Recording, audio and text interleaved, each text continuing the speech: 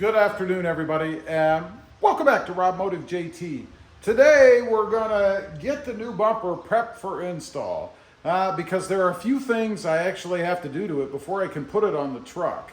What I've got, you can see it right here, is the rock hard 4x4 bumper. This is aluminum, weighs about 100 pounds less than its steel counterpart, and I like it. What I'm gonna do, we're gonna mount the license plate bracket here. You can see I've kind of marked where it's going to go. Went over to O'Reilly's and picked this up. It's going to go right here because unfortunately we still have to have a license plate, front license plate in Texas. So I've marked the holes. We're going to drill through. I'm going to use some of the hardware that the kit or the bumper came with. All of this stuff here. A lot of this we're not going to use. For this part, we're going to use some self-tapping screws, so I'll have to drill a little bit, or a little hole rather, and then go ahead and fasten that bracket down. I'm going to have to throw a washer on there because the screws are a little small.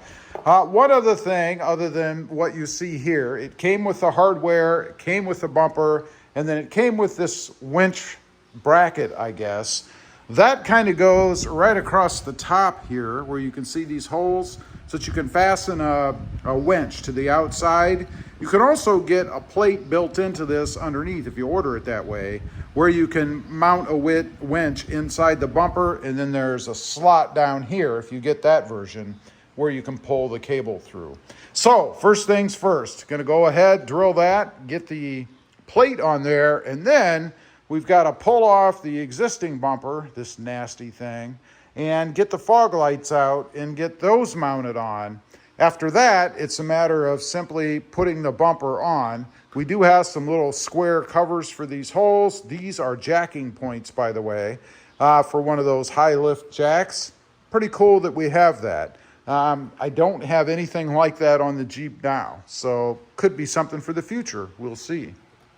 Okay, first things first, we're gonna go ahead and tap the hole, or the area where we're going to put the hole. We're going to punch it, hopefully in the center. That's my goal. That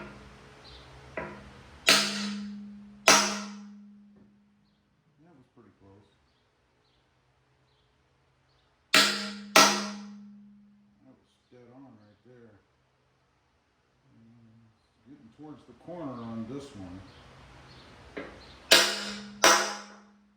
Perfect.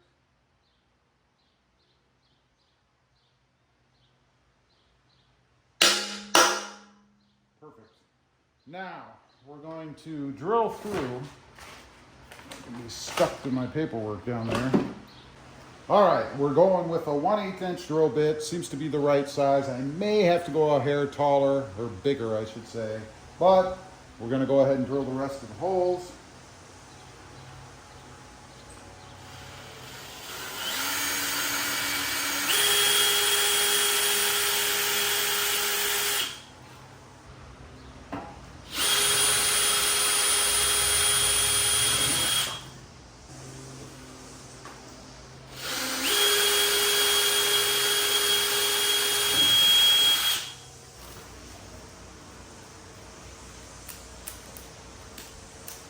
All right, we've got all the holes drilled. You may hear some thunder in the background. Apparently we're going to have a storm. That's just great. But anyway, we're going to go ahead and see about putting these on. I am using a washer, as I mentioned, just to make sure everything's copacetic. Got it on. It's nice and secure, not going to go anywhere, and I think it's actually pretty close to even. So now the license plate. Now, this kit that I bought for the holder came with some screws that screw into these holes. It's kind of a self-threading thing. And I had this cover, looking a little nasty, I think, but I'm going to use it. It's kind of gray, I know.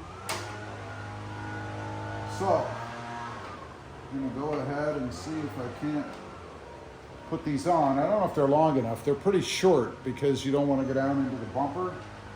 So kudos to them for thinking of that, I guess. Now, they are a starred kind of thing, one of those star bits with a hole in the center. Security, you know. So we're going to see. Can't tighten these in. And I think I'm going to be able to. Okay. Yeah, it feels like there's enough meat to get them in, so I think I'm okay. I'm going to go ahead, put all those in, you get the idea, and then we're going to move on to taking the other bumper off so that we can get the fog lights in. Okay, time to take these nuts off. There are 8 of them, 4 on each side, right up underneath here on the bumper, on each side of the frame piece, if you will. It takes a, let's see, it's an 18 millimeter socket. I did the first one by hand because I didn't think I could reach in there, but I think I can actually reach in with my tool here.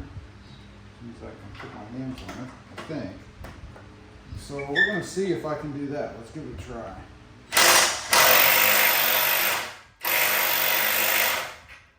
Well, it's not wanting to break loose, so I may need to break it loose by hand. Probably because my tool is not robust enough. Remember, lefty, loosey. And then we're going to use the tool to get it the rest of the way off because it does want to stay on there. And there's quite a bit of thread to move through to get it off. So,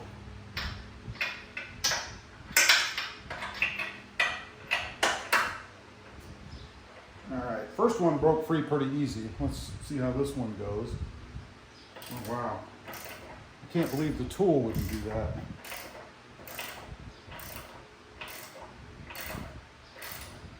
Maybe I didn't actually have it on, because that was really pretty simple. Nothing that the compact driver here shouldn't be able to handle. Make sure I'm going the right way. I am. Let's try that again. Because I would much prefer to not do that whole thing by hand.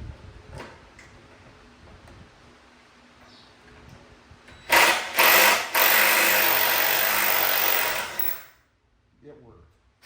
All right, you get the general idea. I have to take all the rest of them off, and then we can pull the bumper. It's amazing how hot these nuts get. That's almost too hot to hold on to. Let me get the rest off. Just that easy. We've got it off. Now, need to remove the wiring because we need that for the next bumper, and then pull the fog lights. They're just held on by some Allen keyed screws, it looks like. So we're going to go ahead, take those out, and then we'll mount them in the new bumper.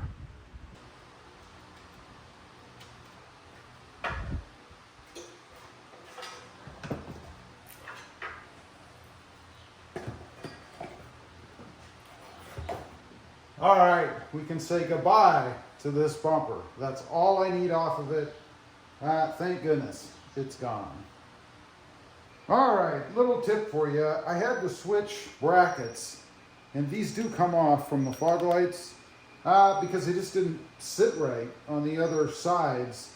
So I flipped them. It's pretty easy to do. You just have to remove the adjustment pin, if you will, screw, and then it just pops right out. It's only held on by these little nubs on each side, and that's it. And then you just screw them right into the holes on the new bumper. That's it. And they're done, and I hate these things, but they're done with self-threading screws. All right, as you can see, we've got the fog lights mounted.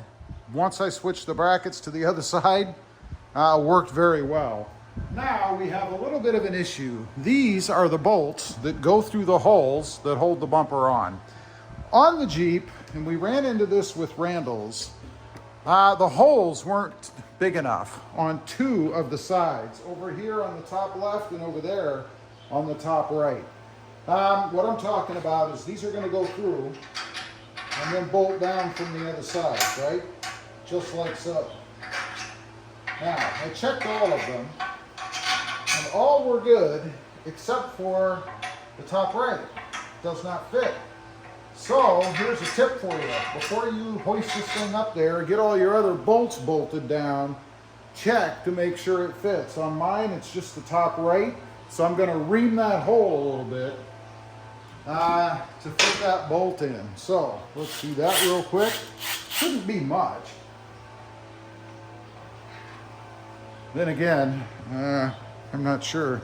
That seemed to be rather shy. So let's hit it. Ooh. Torquey drill there, baby.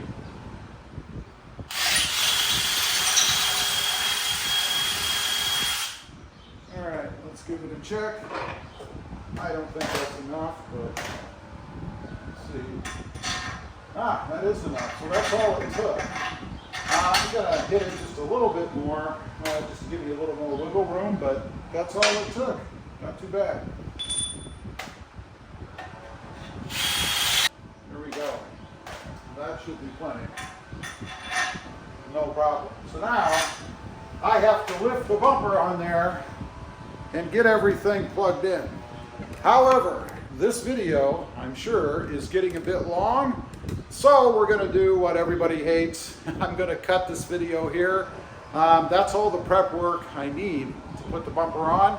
So, on the next installment, and it will be the final one, I'm going to go ahead, get the bumper put on, get the lights hooked up, and show you guys what it looks like all done. Leave a comment. Let me know what you think so far. Is it worth it? I'd be curious to know. Thanks for watching. Stay tuned. Bye.